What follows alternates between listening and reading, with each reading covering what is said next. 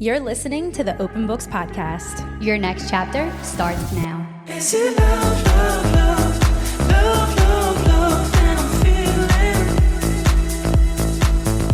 Is it love, love, love, love, love, love that I'm feeling? Is she the one?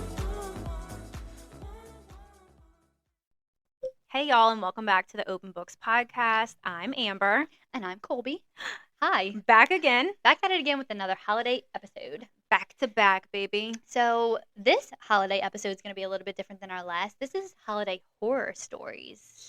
Scary stories. It's very on brand. Yes, it is for us. So what we're going to do is just read and discuss some little holiday horror stories that were either submitted from our listeners. I also found a lot of these on Reddit and on BuzzFeed. Sometimes I love a good BuzzFeed article. BuzzFeed. I kind of forgot about BuzzFeed. Yeah, they were like really popping a couple years ago. Yeah, You know, like those little the quizzes. quizzes. Yeah, the quizzes you used to take. So I was just like looking up holiday horror stories and I found some good ones on there too. So that's where a lot of these are from.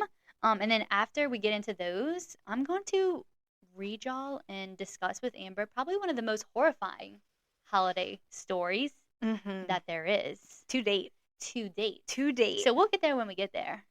And let's just jump into it. Yeah, Amber. let's just jump into it. You want to do it? Let's just, Yeah. you hit us with the first horror story Here and we we'll go. just like go back and forth. Sounds good. Okay. Okay. So on holiday in Cyprus, when I was 14, we were awakened to quite a big earthquake. High up in a hotel, you really move, and the ground was groaning so loudly. It was also the day of the eclipse, and I really thought it was the apocalypse. The ground was groaning. That Yeah. sounds so scary. Also, biggest fear is The apocalypse. apocalyptic type of thing. So no thanks. No thanks. There's this one fear that I have, and I really don't think it's irrational because if the apocalypse was to happen, Mhm. my number one fear is that I will be blind because I don't have a Oh my lifetime supply gosh. of contacts. And like inevitably, I think my glasses will break somehow. In a like- shake. In a In shake. the shaking. Or Right. they fall off and then they crack and Someone then you look like steps on it. Velma trying to find them. Exactly. Someone Okay. steps on Yeah, it. because like everyone's trying to run. Right. New fear. New That is fear. a new fear. Yeah. Like, and I really cannot see. I am like someone who really is, I have terrible vision. So like, what will I do? I Same. guess I'll just adjust. I guess we'll just have to adjust. Same. I'm terrified. I'm terrified. Isn't that so scary? Because like if it's in the apocalypse, there's no eye doctors. Is it cold in here? I'm scared. That one is I'm very, scared. that's a horrifying Yeah, that story. one's scary. Okay. What you got next? Actual horrifying story. When I was a child, we lived in a really, really old thatched roof cottage. At Christmas time, the resident ghost used to throw baubles around the room and scare our Christmas party guests away. Not the ghost scaring the Christmas guests. Not the ghost. We'll see. I don't know. I do believe in ghosts, do you? Yeah, that's what I was just thinking. Like, was there really a Christmas ghost, or was somebody fucking with y'all? I don't like know. throwing ornaments around. But yeah, I think ghosts are real. I've Me never had a too. ghost experience, so I would like to have one. Have you? Yes, Ooh. a lot. I'll save it for another episode. Okay. I want to have a ghost story. Amber's paranormal encounters. That's such a good episode title. No, but y'all, like, I really have. So we'll get to Okay. that another day. Okay, we will. Here we go. The first Christmas my now ex-husband and I spent together, we decided to buy a real Christmas tree for our apartment. To cut a long story short, it transpired that the tree was covered with tiny black worms. Stop. Worms. Stop. That fell out all over our sitting room floor. In all of my Christmases, I've never seen worms on a tree like that before. I can't. It was honestly horrible, and I don't really mind bugs or wormy creatures until you read the truth. Exactly. We had to get rid of the tree ASAP. Duh, bitch. It was too stressful thinking of the worms continually dropping off the branches onto the floor. Of course, you had to get rid of the tree ASAP. Y'all, if you My read spine's tingling. our Next on the Shelf book, The Troop, you already know that there's some wormy shit happening. Wormy shit. Ew. That's the title. Wormy shit. There's some wormy shit happening. Some wormy shit happening. No, you burn the tree immediately. Also, I understand they had to get rid of it ASAP, but like, Yeah. you think they let it? Well, I don't know. It sounded like she said ASAP because like it was just too Like, much seeing them. Yeah, like you can't go to sleep with like no, immediately. Once you see the first worm, the tree is out the fucking door. Get it out. I have chills. Ooh. I think I hate worms now. Yes, that is a horrible, horrifying Christmas story. You ready to keep it moving? Yeah. When I was a toddler, we were supposed to go to Savannah to visit my mom's family for Christmas.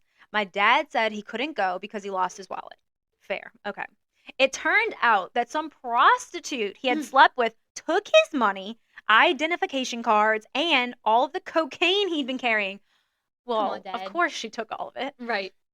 We ended up going to Georgia without him. Unsurprisingly, my parents are not together anymore, and I'm estranged from my father. Oh no. Oh no. Oh no! What a terrible story. So sorry about your daddy. It's like, daddy issues. yeah, it's more like, oh, why your dad wasn't with you for Christmas? Yeah. Well, he was Well, busy. you see, right? He was a busy man. He was doing some other things. Damn. Sorry, friend. Damn. Okay. My friend gave me a gift and forgot to take the tag off that had her name on it. Stop it. She re-gifted something that had been given to her and forgot to hide the fact that it was a re-gift. Oh my God. Honestly, have you ever re-gifted something? Oh, 100%. But somebody sent that into our Facebook and I was Yes. like, ooh, that is a rookie mistake. Change the tag. Change the tag. I Also, would you be have to mortified. if you're going to re-gift something, you have to look over the entire gift. That's Exactly. embarrassing. That is so embarrassing. How do you face that person again? Done. I would be just like, you know what? I'm sorry. I don't know what to say right now. Like, I know. I'm sorry. And sometimes you know when you've been re-gifted something. Oh, I've been regifting something and Oh, I knew for sure. An avocado. Thanks. Thanks. No, that sucks for all parties involved. Yeah. But I know it's hard. sometimes you can't afford it. Yeah, exactly. Like you know what I re-gifted before? Like a really good Bath and Body Works candle that was gifted to me that I never Yes. opened, and I was like, I want this for myself. And that's when, who knows if if you re-gift that. Exactly. But I mean, if it had your name tag on it, like, come on, That's lady. true. You need to be smarter about these That things. was a rookie mistake. Sorry. Mm-hmm. Okay. We had what we would refer to now as pukemus. The Ew. entire family got the norovirus. Oh no, that's the no virus. The no. I remember my cousins clutching buckets as we opened presents. Mm-mm. Just stop. Cancel it. Wait, right? Why are you guys still Why? opening the presents? Just go home. That is We can regroup and ludicrous. Like, what are you doing? We can do this another day. So, okay, this family's clutching buckets, opening presents, uncle's running to the bathroom, and the smell, oh my God, the smell. Ew. We were in Tahoe, trapped in a small cabin the entire time. 'Twas the worst of times, 'twas the shittiest of times. 'Twas the literal shittiest of times. That's just nasty. Okay, so they were on a vacation, but Mhm. still, you would think, like, let's just save this. Yeah, let's go in our rooms for the night. Let's retreat. Yeah, let's circle back to opening the gifts another time. I couldn't. Nothing is worse than that Especially, like- virus though, where you just like shit. You just can't stop shitting. That is And throwing up at the same time. Uh-uh. That is rough. But, That's like, when you like pray into God for your life, like Lord, I'll I'm never be bad again. I'm sorry for everything I've ever done. I am sincerely sorry. I'm so sorry. Yeah, but like you did not have to be opening the gifts while y'all were shitting and throwing up. No. Oh my gosh. Like, again, let's regroup in the morning. Moving on. The worst I can remember is when I was 10, when I wore a letter. I'm so stupid. He didn't wore a letter. He wrote a letter. Let's He go with wrote that. a letter. When I wrote a letter to Santa asking him to help my mom quit smoking. I believed it was around then that the DARE program started. See, I won't do drugs. Okay. Mhm. My mom, of course, read the letter and she took me aside and told me to never bring that up with her again. And that's how I found out there was no Santa. Oh my God, what a terrible way to find that His out. mom read the letter. Oh no, his mom wrote the note. That's terrible. Who wrote the note? Oh no. We'll never not We'll quote never Jersey not Shore. reference Jersey Shore. Okay, well, Ouch. that sucks. Sorry. A family member got me a bunch of clothes for Christmas, and when handing me the gift box, told me, I'm sorry, I didn't know you had gained all this weight. I would have gotten you bigger sizes. Put me in my casket. I'm deceased. That's so fucking rude, bitch. Ouch. Honestly, older people say some shit like that sometimes, and you're just like, damn, grandma. Like, You didn't have to go that hard. didn't have to go or that like, hard. just because you were thinking it Right. doesn't mean you have to say it. Keep it in the brain. Wait, I saw something on Instagram. It was like, Giddy Up Jingle Horse would have took me out. Giddy up, horsey. You fucking cow. Like, Jesus. If you you, fucking moo cow. right. If you think I'm a cow, just say that. Also, Ouch. side note, Mom, I'm sorry I say the F word. I know she doesn't like it. My mom, too. I'm sorry, it slips. I can't help it. We have to be ourselves on I the am a podcast. lady. I'm She a- always told me that you save your big guns. The F word's a big gun, I so people know can't. you mean business. I mean, it's great advice. It is. But once you are a cursor, like the way that we are, like I have a potty mouth. And It's a problem. I kept that advice all through high school, even into like my mid-20s. I Did was you like, really? no, like F you. I can't say it. You were like, F you, B word. But when I do, so like it comes out just like effing. Like, Yeah. ew, are you effing serious? Like that's like casual to me. That's the same as like shit. Right. But to say F you, It means a lot. y'all will know I'm mad because Yeah. I don't say that. Honestly, though, to tell somebody "fuck you," Oh my God. that means you're mad. Like Mad. I don't just I throw can't around, even say it. No, I don't just throw around "fuck yous," No. but I throw around "fuck" in a way that like, oh my god, what the fuck? Like also, yeah, yes, you know but what I mean? like, In different contexts. what the were you thinking? Yeah, that means business. Right, but like, he, like, bitch, what the fuck? Yeah, like exactly. that's different than There's two what different. I can't say it in the same context. I Exactly. can't change my tone and say it. So, Right. mom, Because you have to mean it in that way. right? Like I'm mean right now when I say it. My mom feels the same way when she listens to the pod. I'm Sometimes sorry. she's like, I'm also sorry, Miss Celeste. "Sorry, mom.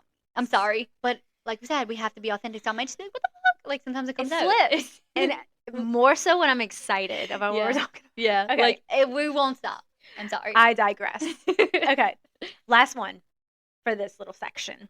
This listener said, "My husband's mother bought me lingerie to wear for her son as a Christmas gift." Ew, that's bold. It is bold. It's giving incest. No, like as a mom, two sons, like I was gonna wouldn't do ask that. you. I wouldn't do that. I don't want to know. You Like don't wanna I don't want to know. associate those things. Like obviously we know what happens between a man and a woman. A man. Wait, But what?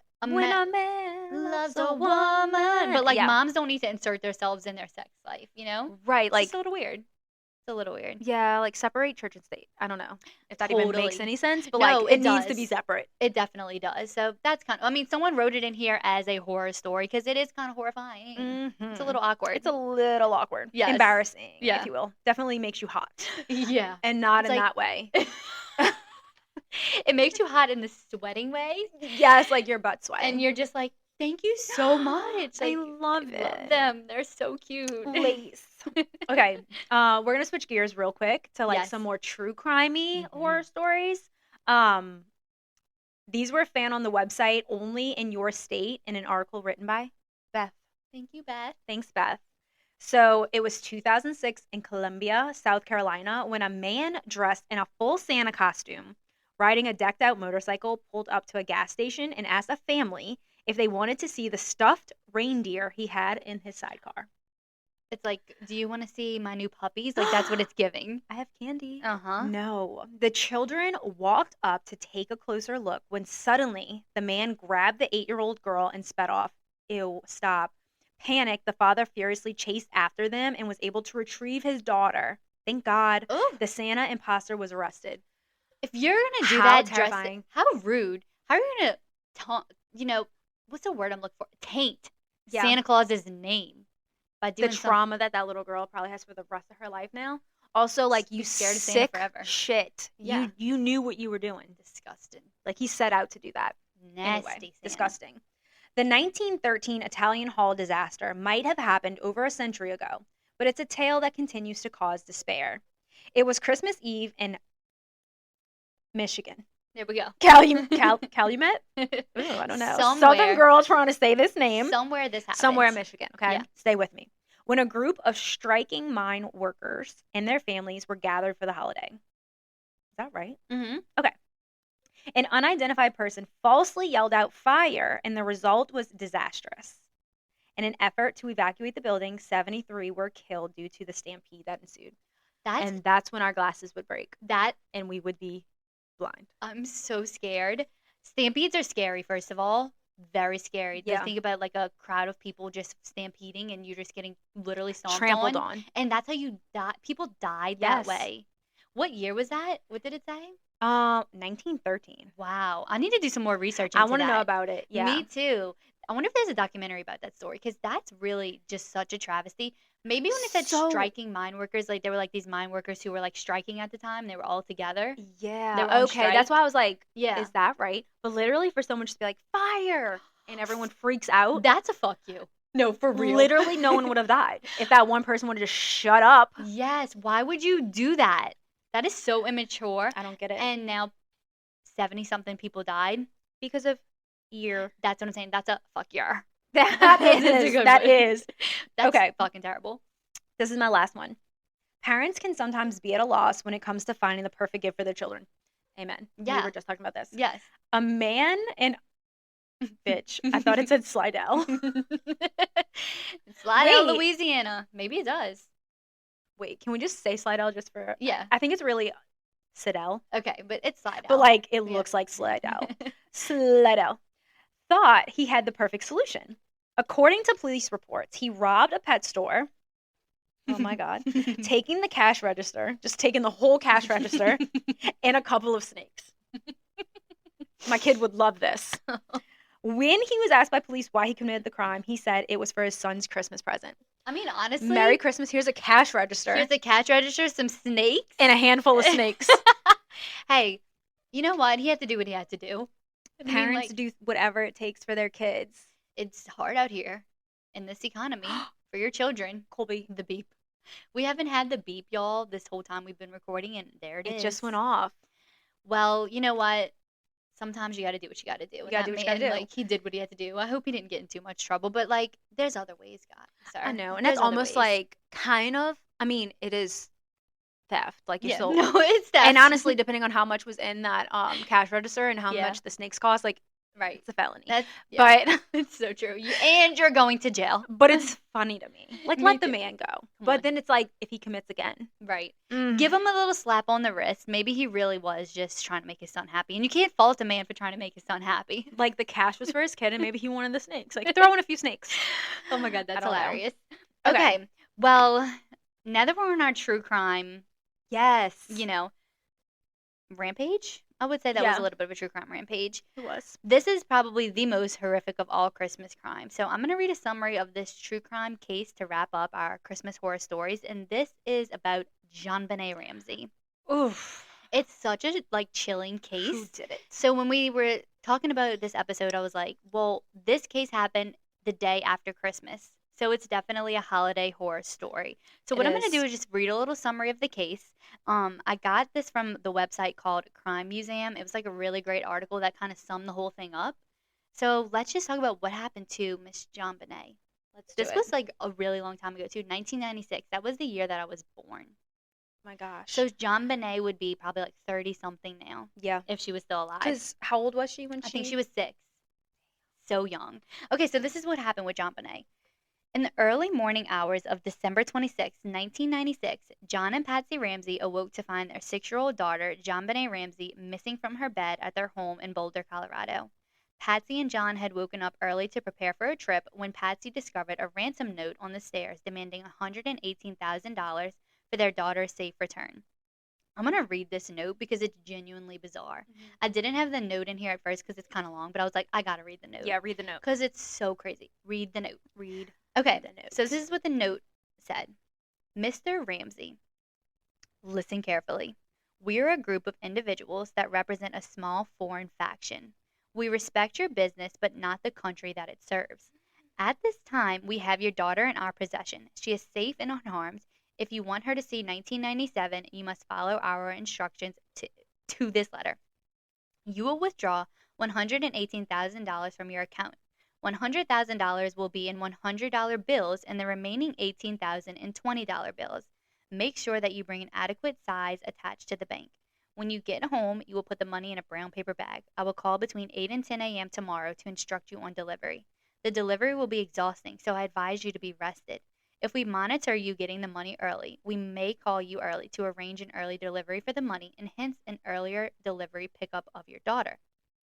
Any deviation of my instructions will result in the immediate execution of your daughter. You will also be denied her remains for proper burial. The 2 gentlemen watching over your daughter do not particularly like you, so I advise you to not provoke them. Speaking to anyone about your situation, such as police, FBI, etc., will result in your daughter being beheaded. Oh my God. Jesus. I know. If we catch you talking to a stray dog, she dies. If you alert bank authorities, she dies. If the money is in any way marked or tampered with, she dies. You will be scanned for electronic devices, and if any are found, she dies. You can try to deceive us, but be warned that we are familiar with law enforcement countermeasures and tactics. You stand a 99% chance of killing your daughter if you try to outsmart us. Follow our instructions, and you stand a 100% chance of getting her back. You and your family are under constant scrutiny as well as the authorities. Don't try to grow a brain, John. You are not the only fat cat around. Jesus. So don't think that killing will be difficult. Don't underestimate us, John. Use that good Southern common sense of yours. It's up to you now, John. Victory. And it's signed SBTC. That note is so insane. You know, I've always heard about and watched documentaries on the Yes. Jonbenet Mhm. case. And I'm sure at some point I've heard the letter, saw the letter, but I just don't remember it Being that being weird. that, yeah. Me either. That's why I cryptic. wanted to include it. Because when I was I'm like, glad you did. yeah, when I was reading the article, I read the note and I was like, I have to include this because it's so bizarre for a ransom note. One, it's really, really long, so particular, And so specific. so specific. And the craziest thing about this note that I'll just never get over, it was written in their house. Like it was proven that it was written Mm-hmm. in their house with their pen and paper. So it's like, why didn't they pre-write this note? Right, like you're standing at the kitchen island, just Right. like In the middle of the writing night. this, like freehanded. Like that seems like it had a couple drafts. It- I'm not even trying to be stupid. I think it did. I think that's like proven that it had like this was like a draft of the note. Super weird. Okay, I don't something's like up it. with this note. I don't like it. Okay, so despite the note's warning not to involve police, Patsy immediately called them, as well as friends and family, in order to aid in the search for Jonbenet Ramsey. You can actually listen to the 911 call with Patsy, and I did listen to it this Mhm. morning. She's very frantic. She says that there's been a kidnapping of her daughter. So police arrive at 5:55 a.m. and no signs of forced entry were in the house.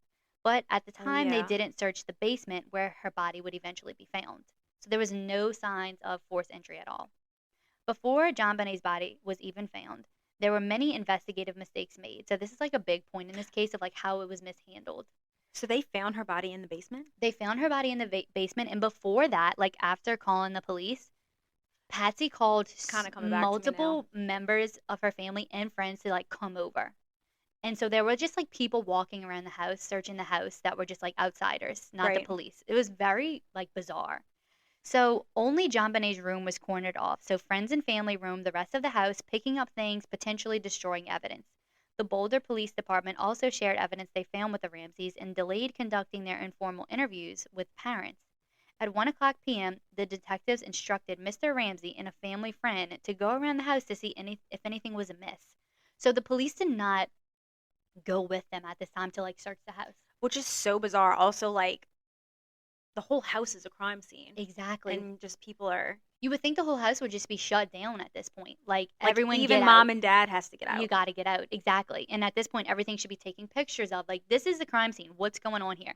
So the dad and a friend go and search the house, like without the cops. Cops were just like somewhere else in the house.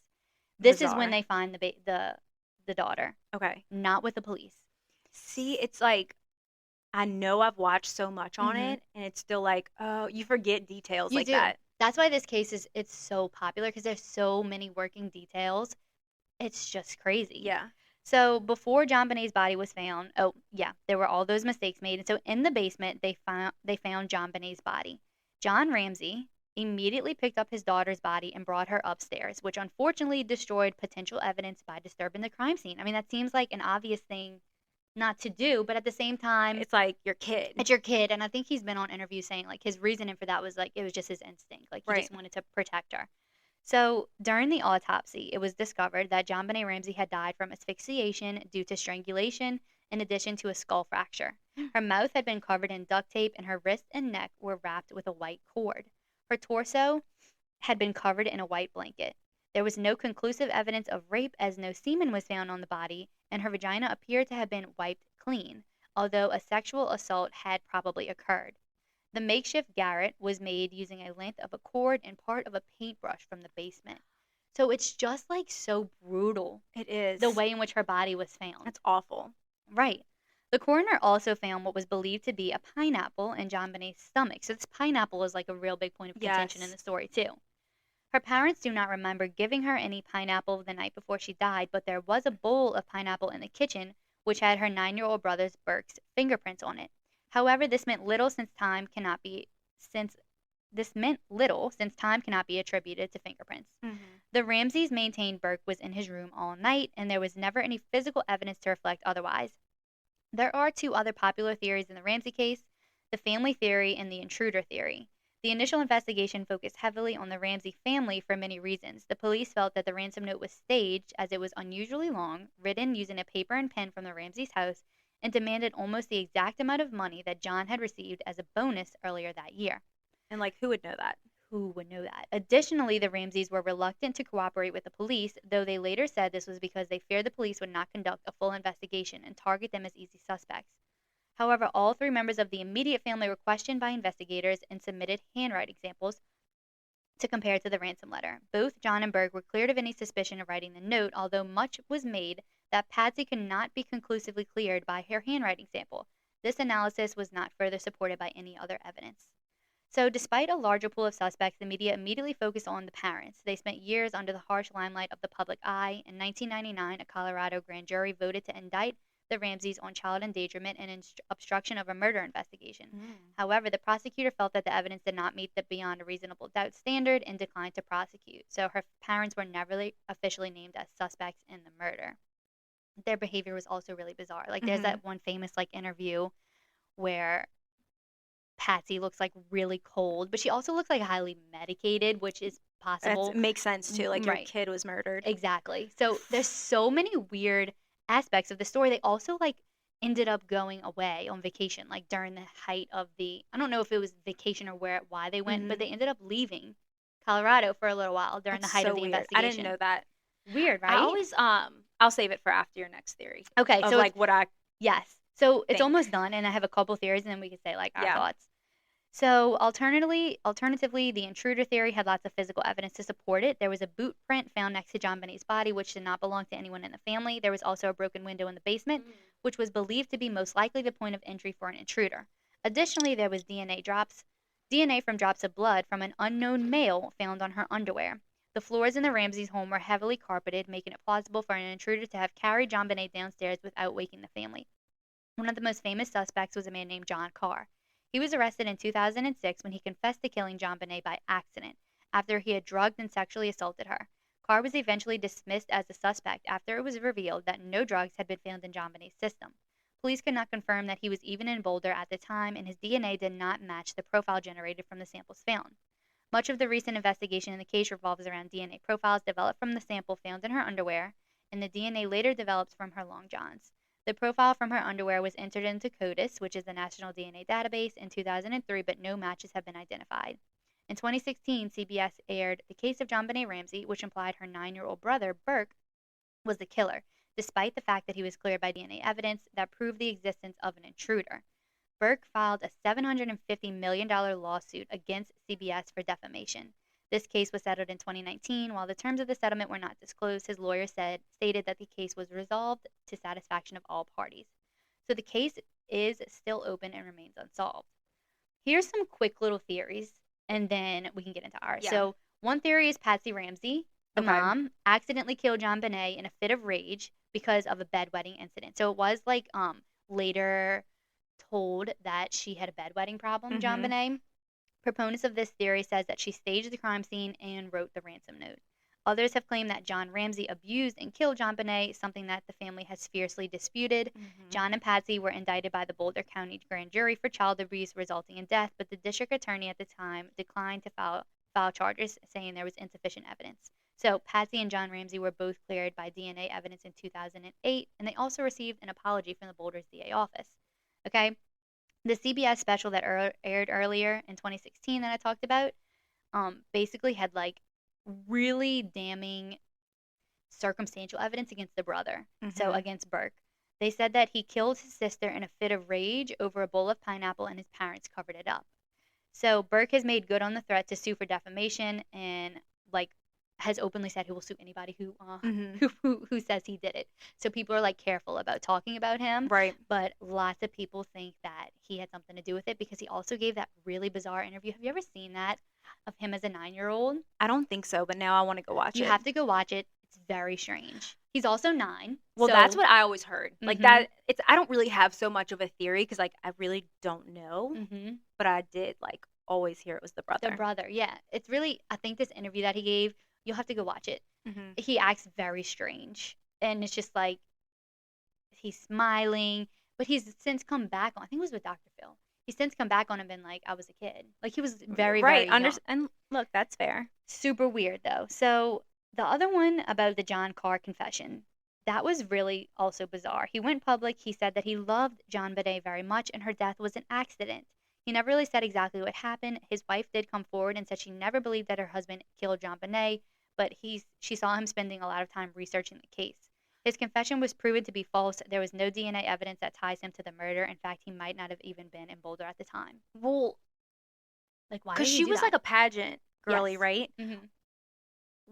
What's his connection to the family? A fan? Like, I don't understand really where he Yeah, so it comes says in. it says he's an elementary school teacher, and I guess he was maybe Freak. what a fucking freak. Even if you didn't do it, Freak. No. I'll never understand But also, people. you say you did. Why? Something's clearly wrong with that man anyway. Yeah, yeah, and No, thank you. I think he actually was arrested for like child pornography too. So he is a freak. Also, I'll never understand people who confess to crimes that they didn't do. It's an attention thing. It has to be. It's like serial killers, right? Yeah, like you're psycho. Like, a lot of it is for, like, media. Mhm. Like, a lot of people do it for, like, that shock value, the media coverage. So Mhm. that's probably what that guy was trying to get. What a freak. Seriously. Lou Smith, a Colorado Springs homicide detective who was hired to help with the Jonbenet Ramsey investigation, was among the staunchest supporters of the intruder theory. He brought up Gary Olivia as a possible suspect, saying that he was a registered sex offender and known pedophile near the Ramsey house the night that she was killed. Okay. The Daily Camera reports that Smith also alleged Olivia was at a candlelight vigil at the house the year after the crime. So he was kind of like hanging around. Mm-hmm. A CBS program says that Olivia called a close friend after the murder and said that he had done something horrible. When he was arrested in 2000, a photograph of Jonbenet was found among his personal property, as well as a poem called Ode to Jonbenet. Ooh, it just got chills. Shit. Right. Okay. He denied committing the crime in an interview with CBS and was arrested later with child porn charges. So maybe he was the one I was Also, thinking. like, all of these men in this obsession with Jonbenet. She was 6. It's sick. It It makes was disgusting. it goes to show you that there's freaks really out I there need in to the world. rewatch as an adult Mhm. all the Jonbenet stuff. Yeah, I want to do that too because this is just so intriguing and it's just like so scary that there's freaks that were obsessed with Ew. her like that. 6 years old. Um, Ew. some theorize that a family friend named Bill McReynolds, who saw Jonbenet the night before the murder, was responsible. He was dressed as Santa Claus at a party that they were at and was believed to have taken a special liking to the little girl, which Oh Ew. my god. sick. He was also never formally charged and no evidence linked him to the crime. So that's really it. This case has definitely kept me up a lot Yeah. researching it because it's just so many theories and so little answers Mm-hmm. and it's really disturbing. Beyond. Mm-hmm. Okay, I'm gonna rewatch some Yeah. stuff. Maybe the next time we record, we can talk Yes. about it a little bit Let's more. do that. Come back to some other conclusions. I'm Yeah. gonna maybe go down some Reddit holes. There's so many theories. Like the brother is very intriguing. The family acted really weird. The note, like what the fuck's up with the It note? does seem like the family kind of knows what happened, what really happened, and that they tried to cover it up. I agree. It seems like more of an Inside job. There was so many things that were just don't add up to it not being an inside job. Right. Even if it was an intruder. Like I still don't really know about the intruder theory though. No. There's just not the only thing about the intruder The theory is that ransom note. Like, I'm sorry. I didn't mean to cut you off. no, but, that's fine. Like, what is it? What is it? I don't understand it. The only thing about the intruder theory is the fact that there was some other random male DNA that they've never. True, and the blood. But like weird things happen. Like it could have been like someone she knew from school that she had like It's just. someone she had like I don't know gave a hug to and like the DNA ended And up there. is this case cold, or are they still?